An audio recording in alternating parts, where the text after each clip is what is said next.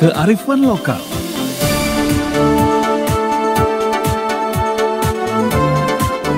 keunikan tradisi dan budaya.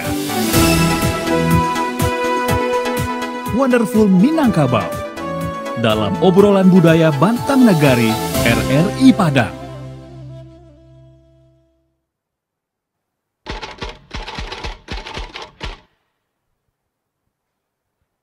Kalau di Minangkabau itu adatnya itu bersandi kepada agama, Kak. Jadi semua adat di Minangkabau ini kental dengan agama yang ada di Minangkabau ini mayoritas Islam, Kak. Istilahnya itu tuh adat tuh bersandi sara itu tuh, jadi adatku sebelum itu ada pedomannya gitu. Dan pedoman itu didapat dari kitab Allah atau Al-Quran gitu.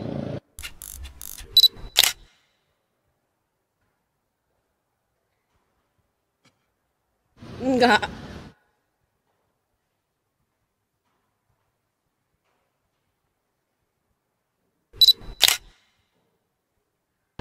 Adat bersandi sara, basara bersandi kitabullah. Adat bersendikan agama, agama bersendikan kitab suci.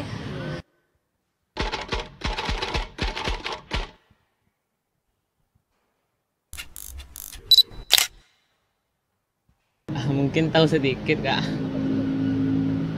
Kayak ada mama, ada penghulu, sumando, tahulah sedikit-sedikit, Kak. Enggak tahu, Kak.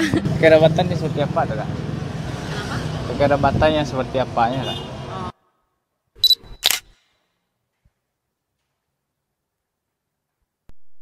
Sistem kekeluargaan biasa, Kak.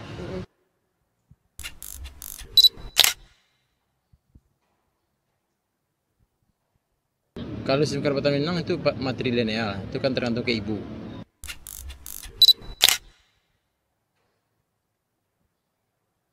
Kalau sistem kekerabatan Minangkabau itu matrilineal. Matrilineal itu sistem kekerabatan menurut garis keturunan ibu. Nah, kalau biasanya tuh contohnya tuh kan gimana ya penerapannya, kayak kalau misalnya kita itu menikah, laki-laki itu ngikut ke rumah perempuan, ya gitu. Terus kalau misalnya warisan, terus juga diturunkan ke perempuan. Assalamualaikum warahmatullahi wabarakatuh. Selamat berjumpa kembali pendengar dan pemirsa RRI dimanapun Anda berada. Senang sekali kali ini kita kembali bersama dalam acara obrolan budaya RRI Padang, yang pada kali ini akan mengangkat sebuah topik yang berlandaskan kepada sebuah kegalauan ataupun juga kekhawatiran ketika sebagian dari para milenial Minangkabau ini ternyata sudah tidak begitu paham. Ya, kita sebelum sebagian, barangkali sebagian lain masih ada, tapi ada juga sebagian dari mereka yang kurang begitu memahami nilai-nilai keminangkabauan tersebut. Dan juga di tingkat implementasinya barangkali kita bisa lihat bagaimana terjadi pergeseran nilai, baik itu dari anak ke orang tua, dari anak ke mama, ada kemenakan ke mama, dari yang muda ke yang tua. Kalau dalam istilah Minang mungkin dengan istilah dengan jalanan nampek, jalan mendaki, mendata, menurun dan melereng. Nah, kalaupun mereka tahu barangkali di permukaan mereka juga yang bisa paham tentang nilai keminangkabauan ini. Nah, apakah persoalan ini akan kita biarkan berlalu begitu saja atau akan kita coba memutus mata rantai kekaburan ini dengan sebuah tindakan-tindakan konkret ke depannya? Kita akan coba bahas persoalan ini bersama dua orang narasumber yang sudah kami undang di obrolan budaya ini, dua orang narasumber kompeten, yaitu pertama dari unsur pemangku adat. Beliau adalah Bapak Dr. Saiful Yazan Tuanku Mengkudun. Beliau adalah salah seorang nini emak di suku Koto Nagari Kurai Bukit Tinggi. Dan kemudian yang kedua ada Bapak Feryudi yang dalam keseharian di kalangan dunia budaya ataupun di kalangan budayawan Sumatera Barat, beliau lebih dikenal dengan istilah Mak Kari. dan beliau juga penggiat kebudayaan. Baik, saya perkenalkan dulu dan saya sapa dulu dua narasumber kita. Pertama, Mak Tuanku Mangkudun. Assalamualaikum warahmatullahi wabarakatuh, Mak Tuanku. Waalaikumsalam warahmatullahi wabarakatuh. Iya, sehat Mak ya? Alhamdulillah Bung Adit. Ya, oke. Baik, kemudian ada Mak Kari. Assalamualaikum Mak Kari. Waalaikumsalam warahmatullahi wabarakatuh. Waalaikumsalam dan salam untuk semua pemirsa dan pendengar RRI. Baik, dari tampilan keduanya saya begitu yakin ini kita akan mendapatkan sebuah pencerahan ini ya. Amin, amin. Begitu memperlihatkan tokoh-tokoh yang kompeten dengan budaya Minangkabau ini, apalagi Mak Kari ini dengan kopiah yang khas Minangkabau. Saya juga belum begitu apa namanya Mak ya, kopiahnya Mak? Kopiah sampie namanya. Kopiah sampie ya. Dia dibuat dari guguran ekor kuda, rambut-rambut kuda. Oh begitu Mak ya, dan itu sudah menjadi semacam ciri khas juga nih di Minangkabau Mak Kari ya. Baik pendengar dan pemirsa RRI Net di mana-mana Anda berada, kita tadi sudah melihat, menonton dan menyaksikan serta mendengarkan Vox Pop dari beberapa orang anak keponakan Minangkabau, para generasi milenial Minangkabau hari ini, tentang sejauh mana pemahaman mereka tentang nilai-nilai keminangkabauan. Tadi kita lihat ada yang cukup paham ya, kita juga belum telusuri pemahaman mereka sampai di mana, atau di tingkat permukaan atau sudah sampai ke yang lebih mendalam, dan bahkan ada juga yang cukup kabur dengan nilai-nilai keminangkabauan tersebut. Nah, beranjak dari hal inilah kami akan mulai perbincangan kita dengan dua narasumber kita, mama-mama kita di Minangkabau ini. Pembuka perbincangan ini saya mau ke Tuanku dulu nih, Mak Tuanku Mangkudun. Oke, baik. Silakan. Iya, sebelum kita lebih jauh tentang bagaimana fenomena, ya, bagaimana realitas hari ini anak ponakan mama ya di Minangkabau ini tentang pemahaman mereka terhadap nilai-nilai keminangkabauan, barangkali ada baiknya Mak kita coba dudukkan dulu. Apa sih sesungguhnya yang kita ungkapkan selama ini tentang nilai-nilai keminangkabauan itu? Mak Tuanku, apa sesungguhnya Mak? Baik, terima kasih Bung Adit. Ya. Mak Kari, mohon izin. Ya, selamat pagi pemirsa dan pendengar RRI Net. Pertanyaannya tentang definisi barangkali ya. Yang paling perlu kita pahami bersama kata nilai itu sendiri. Nilai itu tentu sesuatu yang kita anggap penting, sesuatu yang sangat kita hormati dalam hidup. Nah, apa nilai keminangkabauan? Kalau mengkaji adat tentu panjang. Saya ingin menawarkan ada 3 kata yang akan kita bahas yang dipakai. Yeah. Kemudian dalam bahasa Minangnya nan dipakai, nan ditaruh, nan disandang. Apa yang kita pakai? Apa yang paling bernilai yang kita pakai? Apa yang paling bernilai untuk kita taruh? Taruh itu kita simpan, kita koleksi. Apa yang disandang? Apa yang kita gunakan sehari-hari? Nah, dalam adat Minang dikatakan 3 kali 2, nan dipakai, nan ditaruh, nan disandang. Nan dipakai itu yang paling penting nilai bagi orang Minangkabau itu adalah raso jopareso. Oke. Ada raso yang berasal dari jiwa kita, bagaimana merasakan, berempati terhadap sesuatu, kemudian memikirkannya. Apapun tindakan kita, apapun perilaku kita, itulah standar nilai tertinggi. Rasa dan periksa. Perasaan dan pemikiran. Itu nan dipakai. Kemudian yang kedua, nan ditaruh. Ditaruh itu dikoleksi, disimpan, diperbanyak. Budi jobaso. Sering orang mengatakan jangan sampai budi terjual.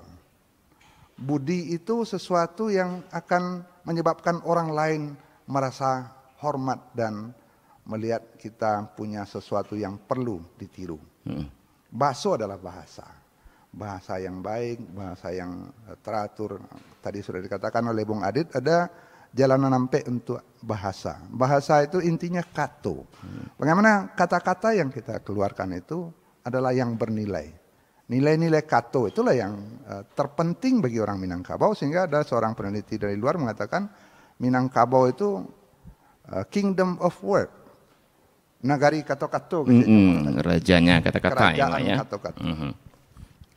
Jadi ada dua yang harus dipakai selalu, raso dan preso.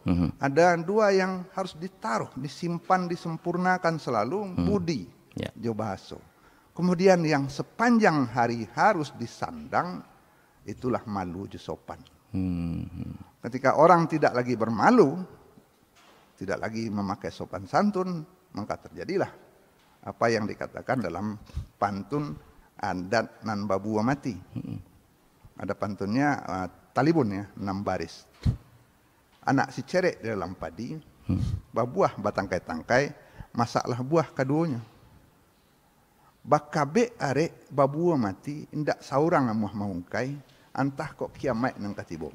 Artinya begini, bahwa nilai ini adalah nilai yang melekat dalam diri seseorang, ada dalam diri seseorang, tidak ada orang yang mau membuangnya. Kalau dibuang berarti dia sudah kiamat. Pada dirinya, bisa pada keluarga, bisa pada masyarakat atau seluruh dunia sudah hilang nilai itu. Ketika malu, salah satu nilai terpenting di Minangkabau itu, tidak lagi melekat pada diri orang, dia sudah kiamat. Orang kalau sudah gila, dia tidak punya malu lagi. Pakaian tidak dipakai pun tidak masalah. Kata-kata apapun terserah sama dia.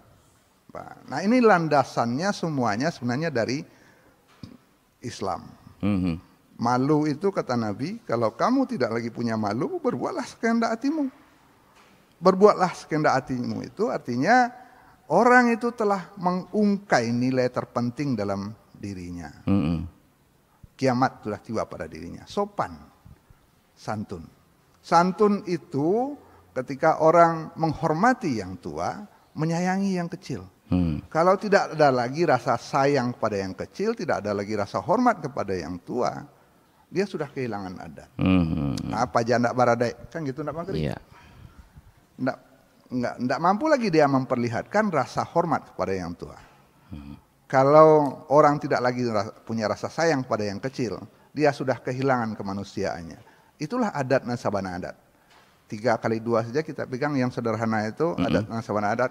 Kita sudah punya nilai-nilai Minangkabau yang bisa kita pakai sehari-hari, kita taruh dalam hati, kita sandang dalam kehidupan.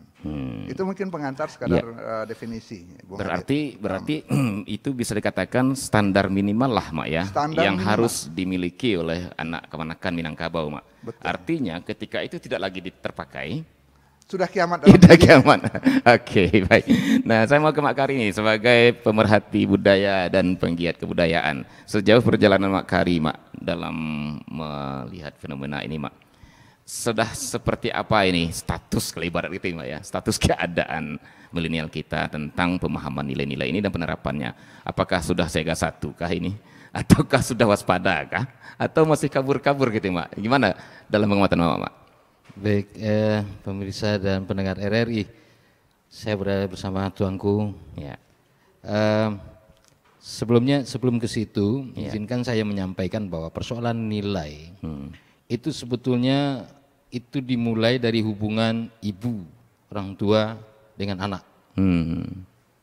Makanya di dalam Al-Quran itu selalu ditekankan bagaimana menghormati orang tua, menghargai orang tua agar hubungannya itu baik. Saya tidak menemukan hubungan dengan saudara yang lain lebih rinci. Artinya nilai itu ditanamkan mulai dari situ. Nah, di Minangkabau penanaman nilai-nilai itu ada pada saat dia menjadi anak, pada saat dia menjadi bagian dari rumah gadang dalam tanda kutip. Pendidikan itu tidak hanya ibu, tapi juga ete, mama dan yang lain-lain. Ini menurut saya modal besar penanaman nilai-nilai baik kepada anak kemanakan.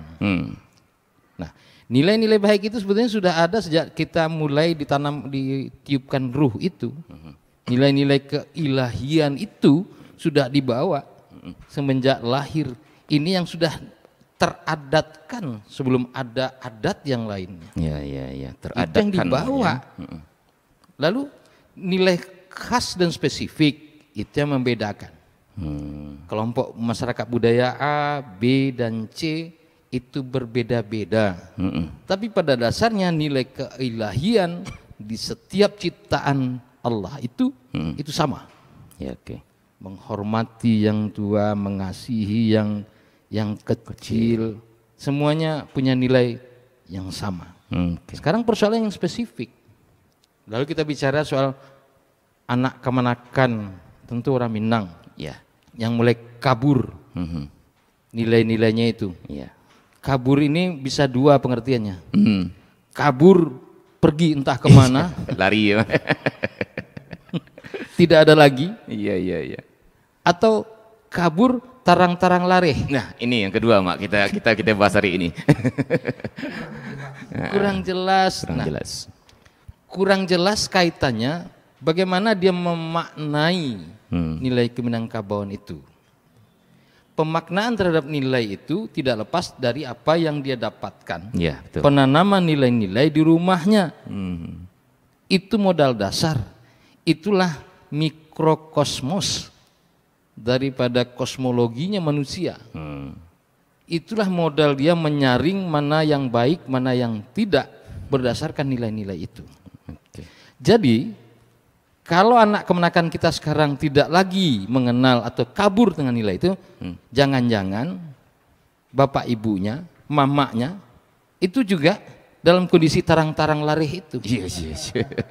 Jadi tidak bisa kita lihat persoalan kekaburan kekinian. Bagaimana dengan sistem kekerabatannya dalam mentransformasi nilai? Bagaimana pendidikan itu memberikan contoh-contoh nilai? Ya. Bagaimana pemerintah memberikan program-program memperkuat nilai? Oke. Kalau itu tidak ada, perguruan tinggi misalnya, yang memang belajar tentang ilmu orang lain, ilmiah itu kan ilmu orang lain, lebih mengandalkan kepada logis, terlihat, nyata, bisa diteliti, bisa diuji dan bisa diteliti lagi. Kalau tidak nyata berarti tidak ilmiah, gitu enggak? Berarti kan membaca yang tasure itu. Iya. Di Minangkabau, tingkat tertinggi dari seorang Minangkabau itu adalah mampu membaca yang tersurat, tersirat, dan tersuruk. Pendidikan itu memberikan pelajaran membaca yang tersurat. Oke. Kenapa guru-guru yang dulu bisa memberikan contoh-contoh nilai-nilai yang baik untuk anak muridnya? Kalau anak salah itu bukan dipukul atau disuruh pulang atau tidak boleh masuk lokal, tetapi dia dekati. Ada nilai pendidikan, tidak hanya pengajaran di situ. Pendidikan itu adalah bagaimana memperbaiki manusia ini dari waktu ke waktu sehingga mendekati kesempurnaan menjadi seorang manusia. Jadi itu persoalannya pendidikan kita baik di rumah, di lingkungan masyarakat dan di lembaga-lembaga lainnya, itu persoalan sehingga menghasilkan yang sekarang. Baik. Berarti ketika kita melihat fenomena hari ini tentang kekaburan pemahaman dan mungkin penerapan nilai-nilai Keminangkabauan di kolonial, kita sesungguhnya akan flashback ke belakang ya, Mbak ya, karena mereka lah produk dari generasi sebelumnya, ya kan. Nah, yang kita cemaskan ketika yang sudah kabur sekarang kita biarkan, seperti apakah produk yang akan datang? Betul. Akankah kiamat akan terjadi seperti yang Mbak Tangku sampaikan tadi? Ya, mungkin Mbak Tangku ada mau tambahkan? Saya sepakat dengan Mak Kari. Kok karu hai di lia Mak Kari. Iya. Caliak jalan tapai jalan kaulung. Iya. Di mako gajah menyebarang, di mako tabiang nalaruntuh. Dalam bahasa Indonesianya, kalau terjadi kekeruhan di muara, milenial itu kan muara dari para kaum kolonial katakanlah kita. Iya. Milenial itu adalah muara dari pendidikan kita. Iya. Pendidikan rumah tangga, pendidikan di lembaga dan oleh pemangku kepentingan. Oke. 5 gajah menyebarang 5 kota biang nalaruntuh. Begitu. Baik, Mak Tuanku. Baik, pendengar dan pemirsa RNet dimanapun Anda berada, sudah kita dengarkan ini pemaparan awal dari dua mamak kita tentang ya seperti apa realitas keminangkabauan yang terjadi pada generasi kita hari ini Minangkabau gitu ya Mak ya. Dan ternyata di sini kalau Mak Tuanku tadi menarik bahwa ada standar nilai minimal yang harus dimiliki, yang 3 tadi Mak Tuanku ya. Apa tadi Mak yang terpakai? Yang ditaruh dan yang disandang. Oke, dan Makari juga sudah mengatakan bahwa mereka telah produk kita. Pertanyaannya, sejauh apa kita telah berbuat, kan gitu ya. Baik, nanti ini kita akan coba kali terus, ya siap-siap aja barangkali ibu bapak kita di Minangkabau ya. Baik, kita akan telusuri nanti terus. Namun sebelumnya kita coba saksikan dan dengarkan dulu yang berikut ini. Tetap bersama kami di Obrolan Budaya dari Padang di kesempatan malam hari ini.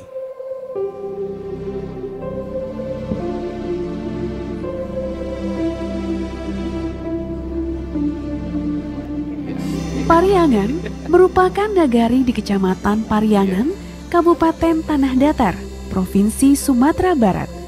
Terletak di lereng Gunung Marapi pada ketinggian 500 hingga 700 meter di atas permukaan laut. Menurut Tambo Minangkabau, Pariangan merupakan nagari tertua di ranah Minang. Nagari ini termasuk yang terbaik dalam menjaga rumah adat tradisional yang disebut Rumah Gadang. Pada Mei 2012, Nagari Pariangan terpilih sebagai salah satu dari 5 desa terindah di dunia. Keindahannya membuat dunia berdecak kagum. Hamparan sawah yang sangat subur dan pepohonan rimbun. Ditambah rumah penduduk yang dibangun bertingkat-tingkat mengikuti kontur atau pola dari lereng gunung. Terlihat rapi dan sedap dipandang mata.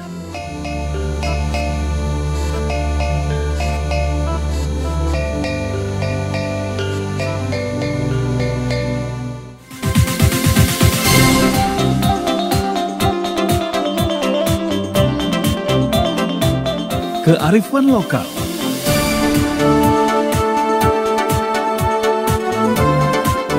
Keunikan tradisi dan budaya.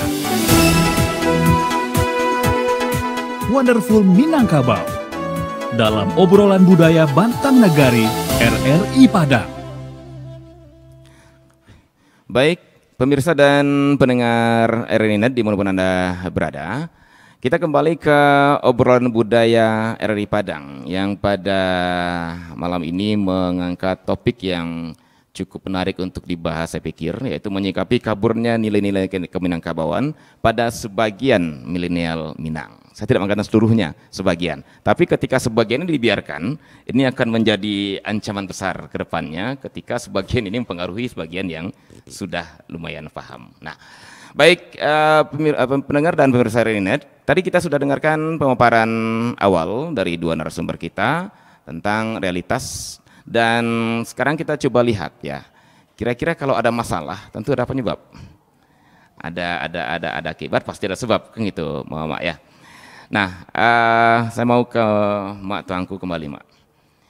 Nah, kira-kira Mak, kan belakangan ini disenyalir nih Mak, terjadinya disfungsi nenek mama. Maaf nih ya Mak ya, ini sebagian masyarakat sudah sampai ke sebuah justice seperti itu. Sepertinya ada disfungsi nenek mama dan powerless kelembagaan adat dalam tatanan kehidupan anak kemanakan Minangkabau ini ya.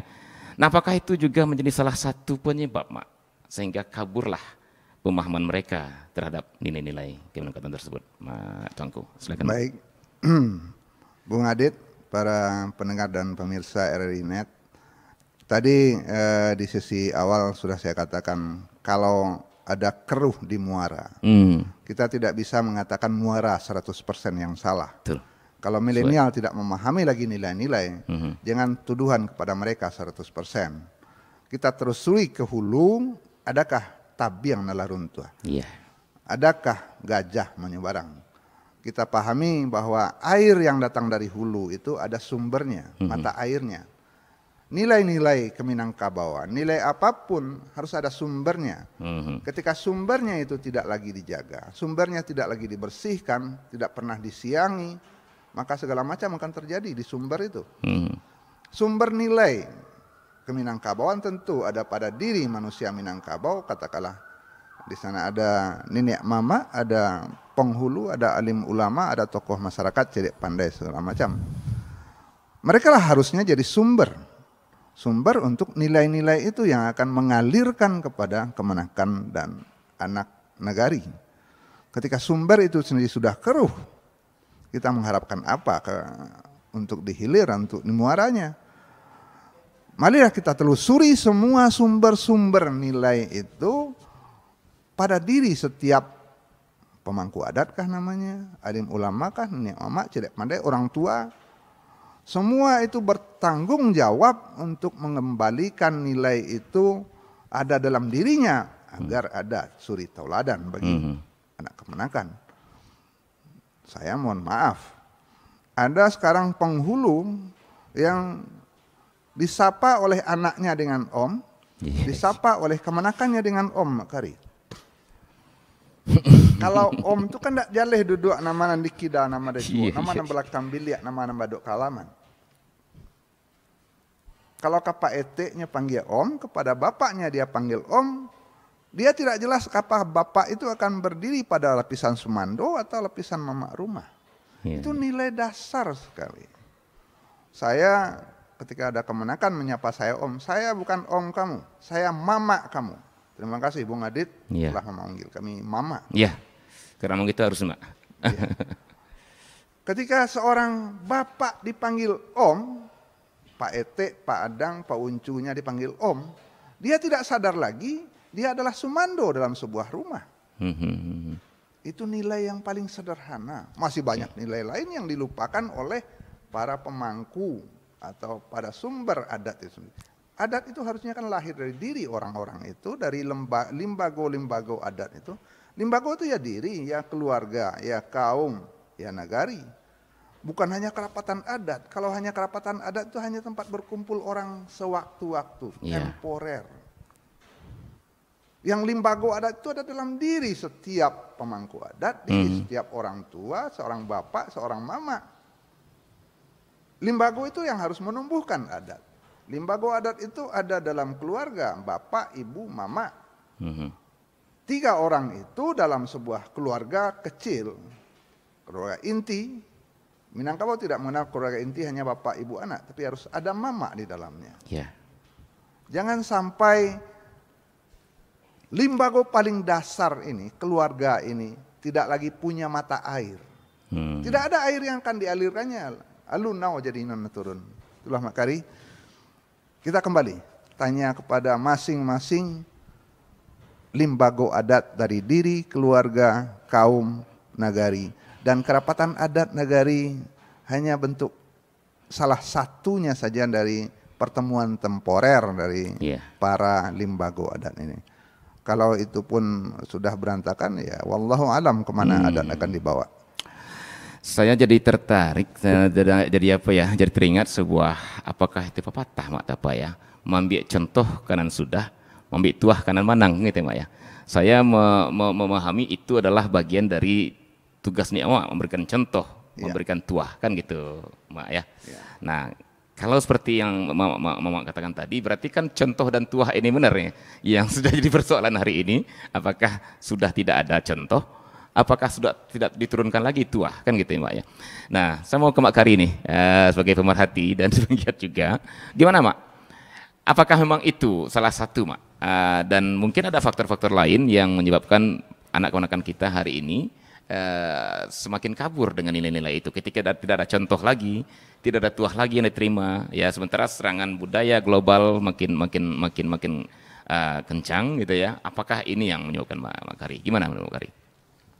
Jadi persoalan yang terjadi itu adalah karena ada rekayasa dari suatu kondisi sehingga nilai-nilai ini tidak mengalir, diwariskan, berkembang secara natural.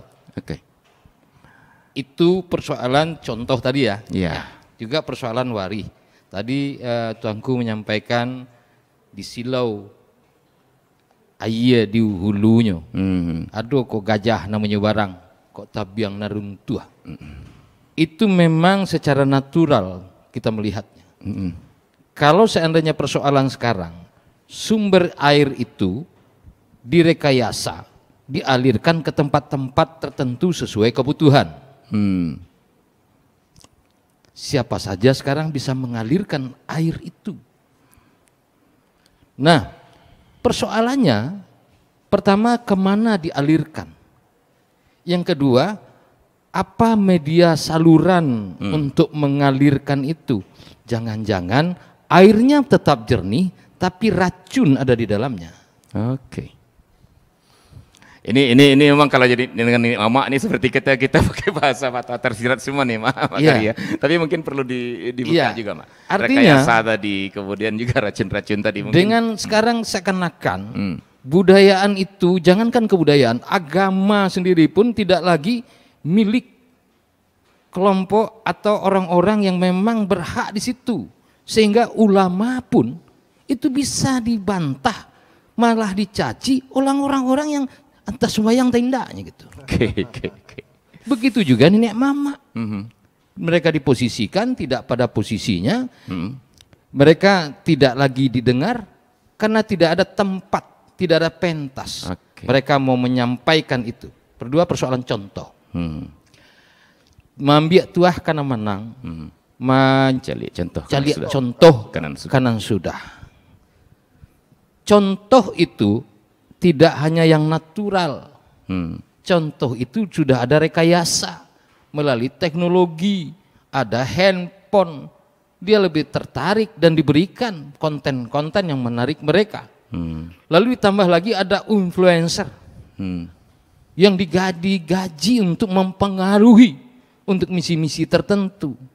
Maka ketika serangan itu tidak dapat ditahan karena kita tidak punya sistem ketahanan budaya yang kita laksanakan secara terprogram, didukung oleh seluruh ekosistem kebudayaan, sehingganya contoh yang dia ambil itu bukan contoh yang diharapkan Minangkabau.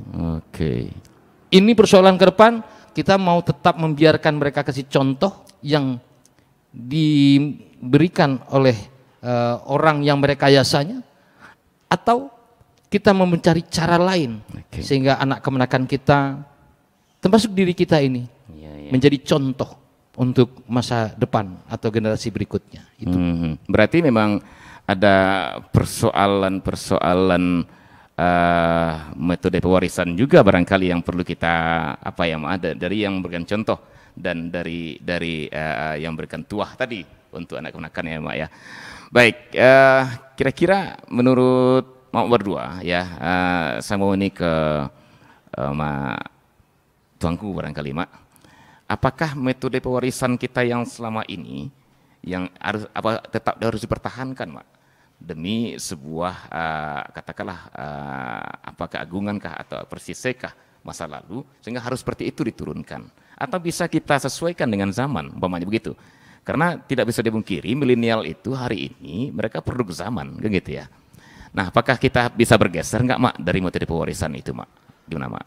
Iya, dalam petuah adat kan ada bunyinya. Sekali ya gadang, sekali tapian berubah. Yang tidak boleh tidak ada itu adalah tapiannya. Tapian harus selalu ada.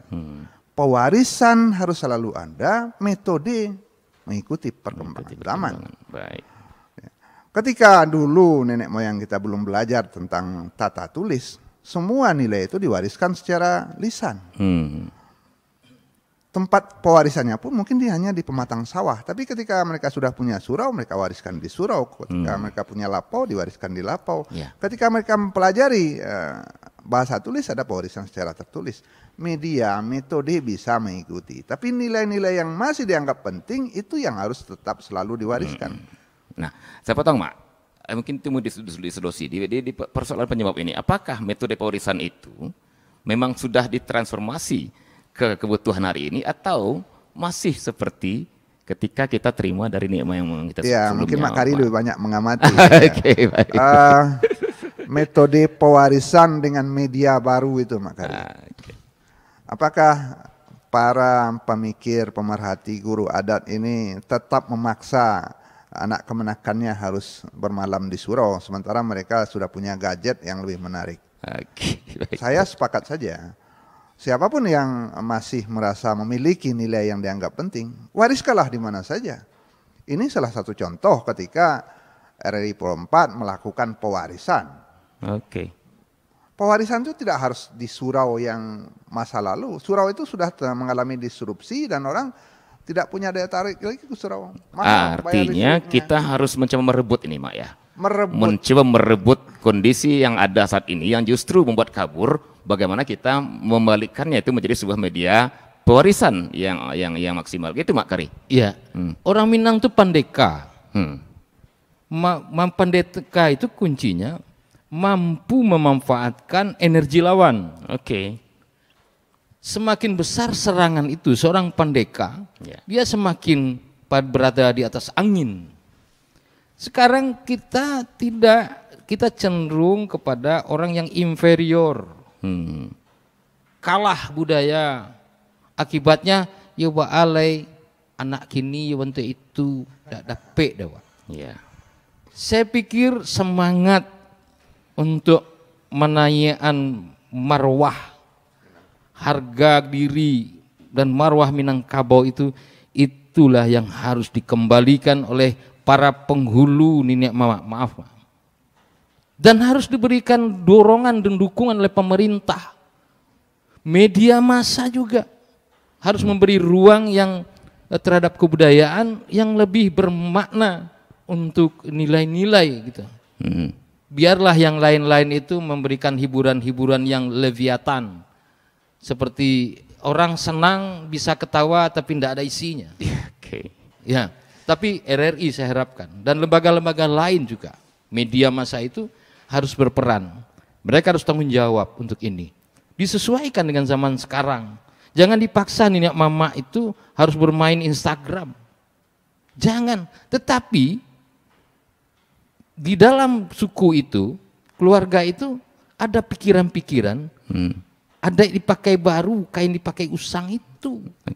Bahwa baru sekarang, generasi sekarang memaknai, menafsirkan kebudayaan sesuai zamannya. Tapi jangan lepas talinya. Itu. Artinya bentuk boleh berubah, wujud boleh berganti, Mak ya. Ya. Tapi nilai-nilai yang terkenalnya tetap harus ada, gitu, Mak. Ibaratnya gini, mengalirkan air yang diibarat waris tadi, boleh ditampung oleh media yang berbeda, wadah yang berbeda, ada gelas atau yang lain-lain. Tetapi yang dialirkan harus air bersih. Pertanyaannya, Mak, sampai hari ini Bapak mau melihat apakah itu sudah terjadi atau belum? Transformasi metode tadi sudah terjadi atau belum, Mak? Kita sepertinya kehilangan akal. Kehilangan akal maksudnya? Kehilangan motivasi dan semangat untuk menjaga marwah Minangkabau itu. Dan kita tidak melakukan sesuatu yang sistematik secara bersama. Banyak yang berkomentar, oh enggak boleh begini, enggak boleh begini, enggak boleh begini. Tetapi apakah ada program-program misalnya di pendidikan itu yang memperkenalkan kebudayaan Minangkabau kepada anak muridnya, mulai dari bahasa, tradisi lisan, sile, dan simbol-simbol rupa dengan segala maknanya. Adakah ruang untuk itu? Kenapa di Sumatera Barat tidak pernah ada pelajaran bahasa Minangkabau? Saya jadi heran. Apa masalahnya? Adapun BAM, tapi belum lagi diperkuat dengan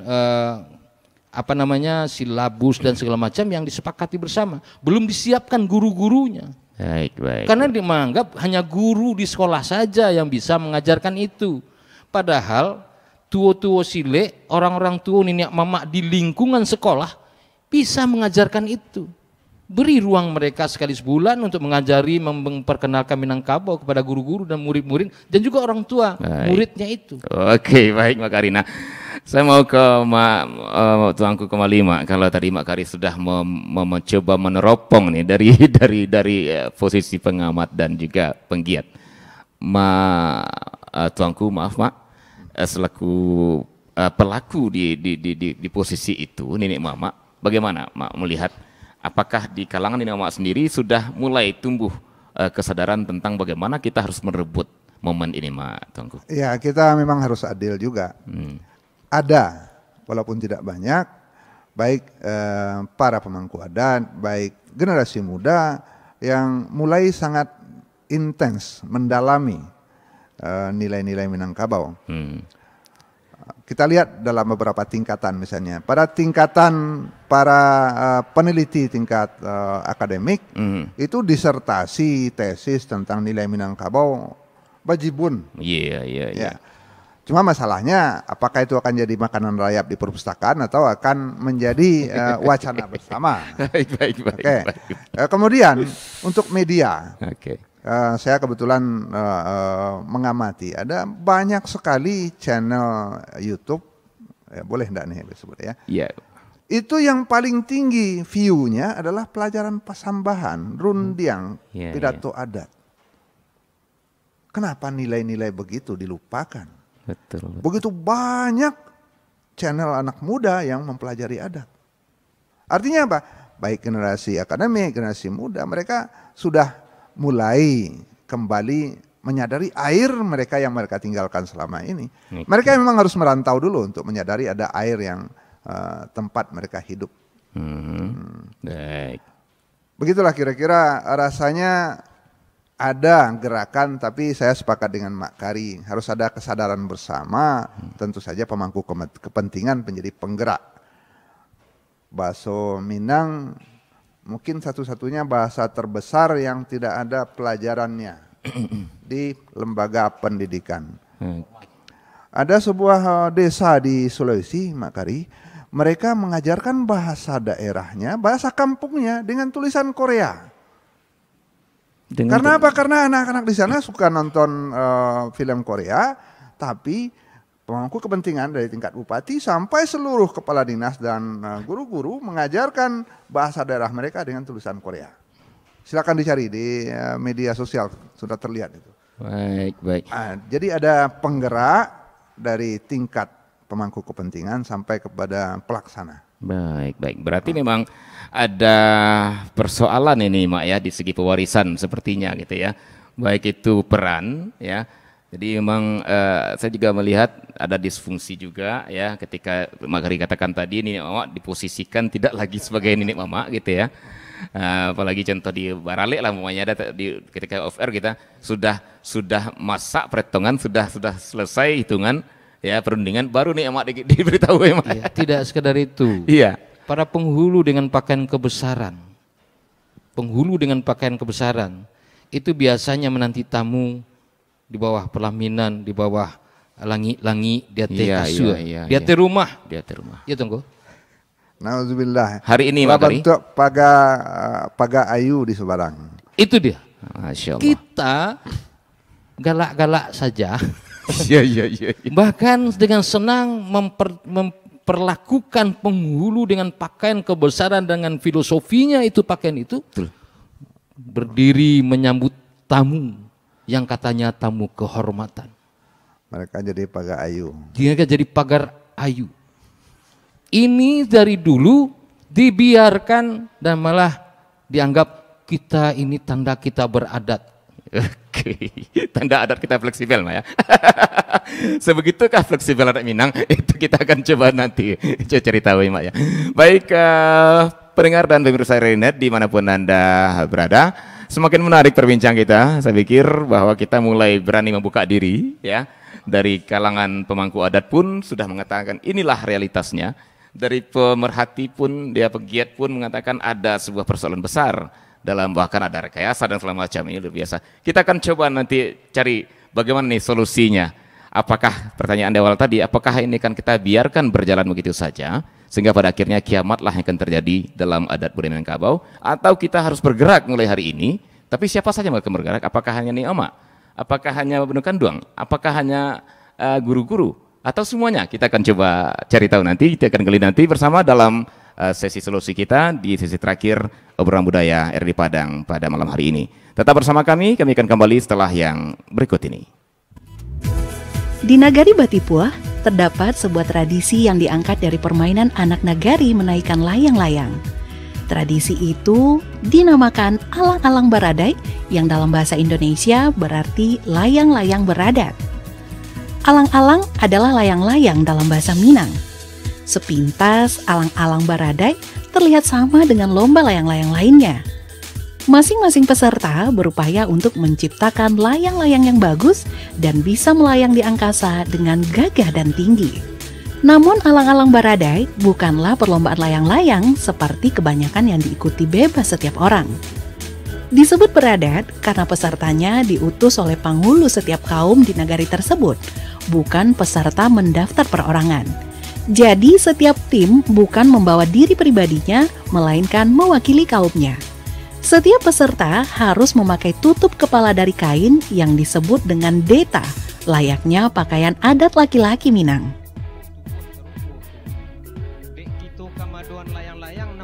Sebelum layang-layang dinaikkan oleh peserta, didahului dengan musyawarah para pemangku adat dan penghulu setiap kaum di Batipua untuk membuat kesepakatan pelaksanaannya. Setelah itu, barulah alang-alang atau layang-layang mulai dinaikkan oleh peserta. Silang diberi pangka kerajo diberi baju. Baju kok di kaminan sekejale. Tidak do, sepanjang beri ke tengah. Beri terantang tinggal kami paik. Tak kuat terangku tinggal kami menebang. Tinggal lepas siangan di tengindo sila pangka. Nah kami sekejale lah menurutnya dah. Kau kami sampaikan kepada kepemuda dan pemudi. Tak sembarang tuduh lalang kau dah basuku. Lalang kuda tua tu sinan kemanakan siano tu. Naik lalang daerah tu nampak jalih sekali. Kurang yang punya.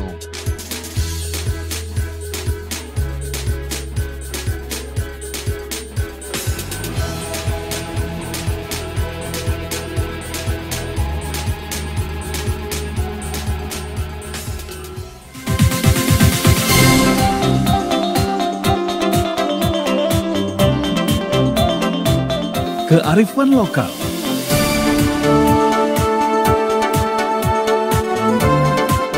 Keunikan tradisi dan budaya. Wonderful Minangkabau.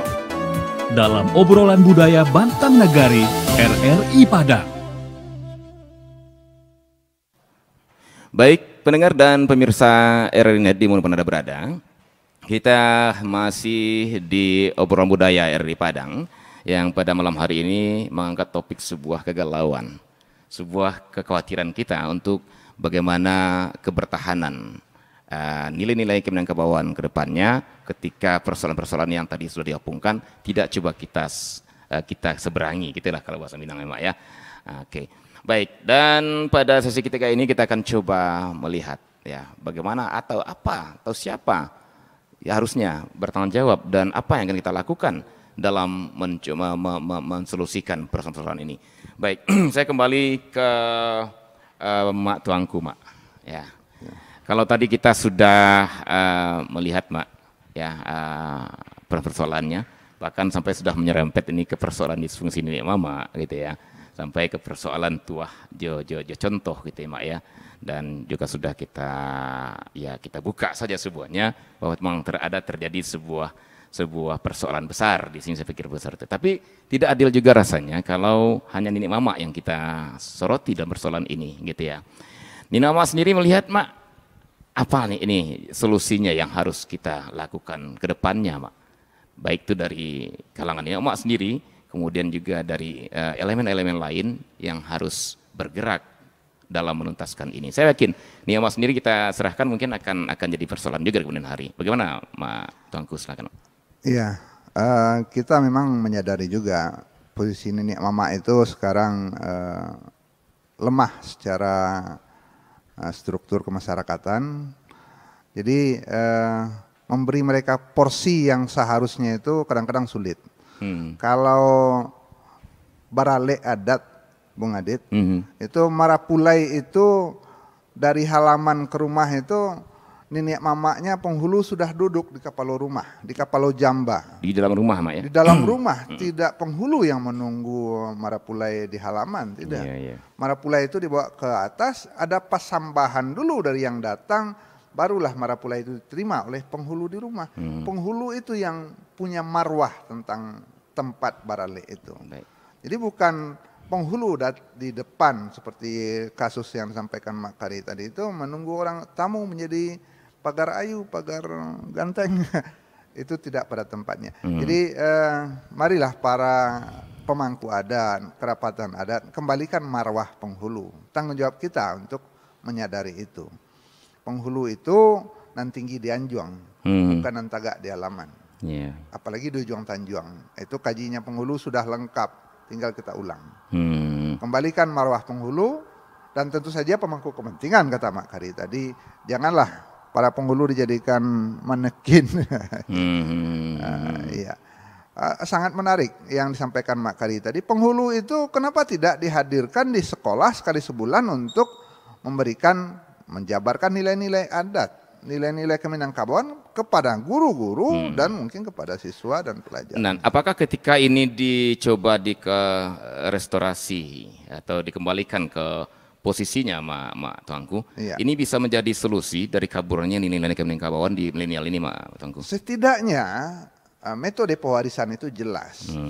Jadi ada saatnya penghulu itu berada pada posisi yang jelas dalam sebuah peristiwa ale atau perhelatan, ada posisi yang jelas ketika dia mewariskan kepada orang lain, kepada guru-guru BAM atau guru-guru sekolah, kepada siswa.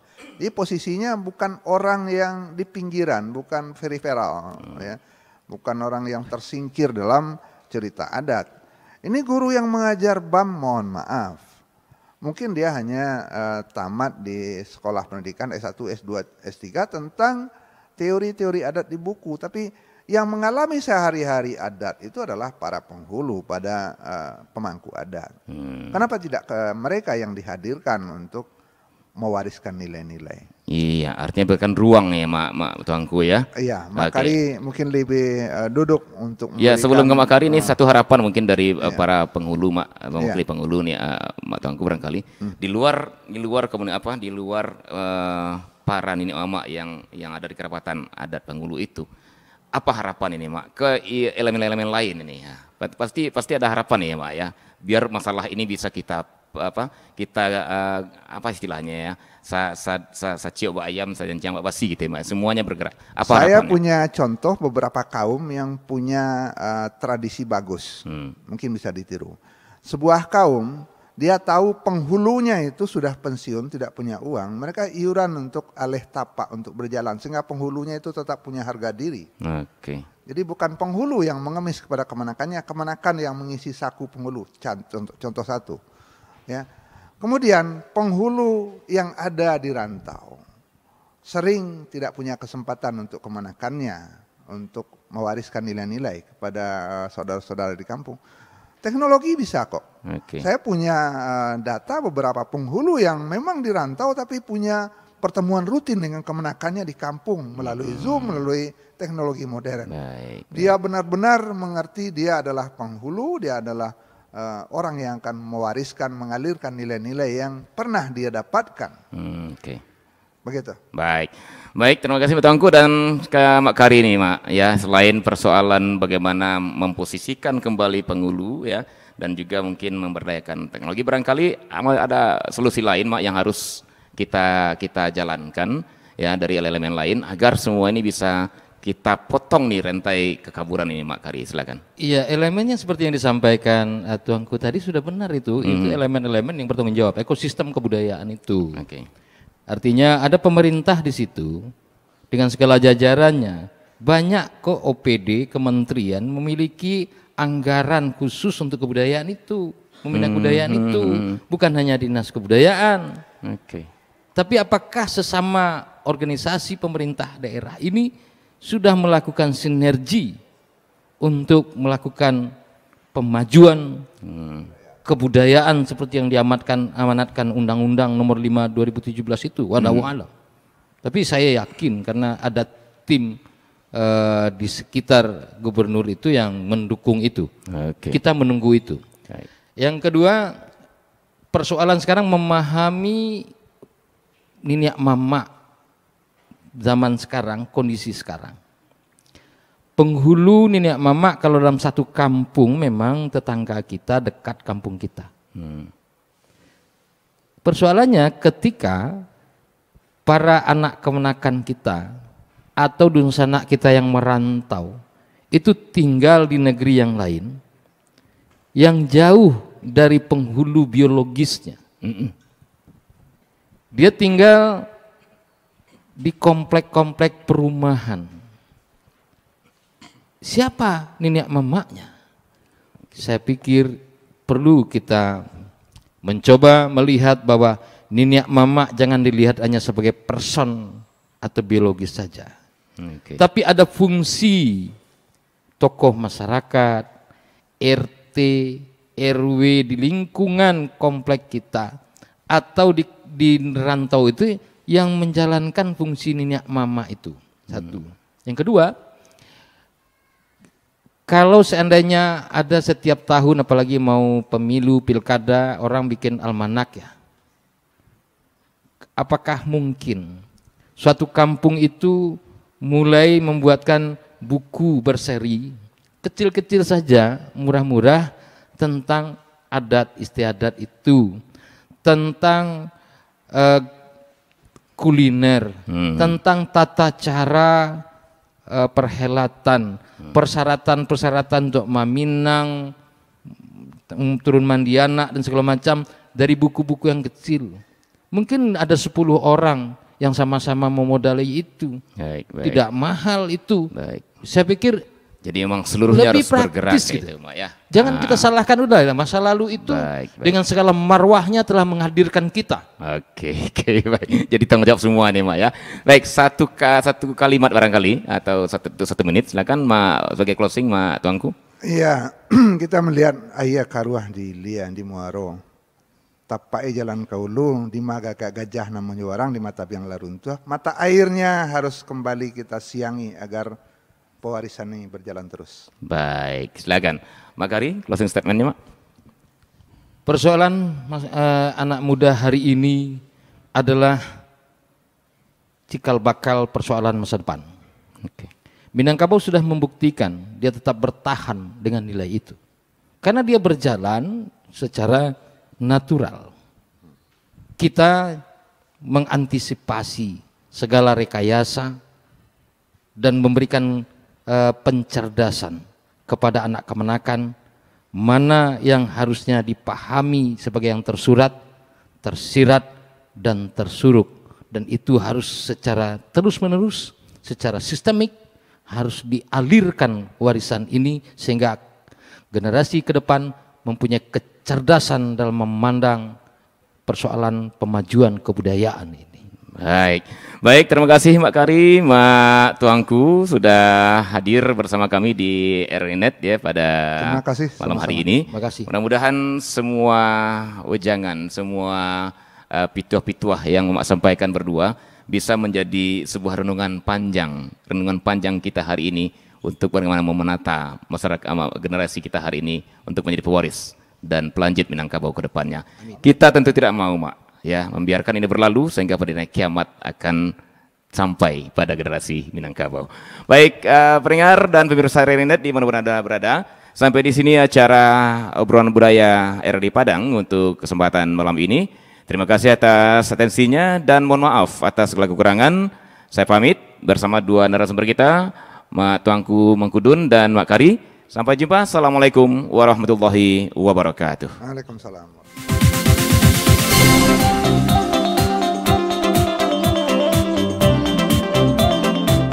Kearifan lokal.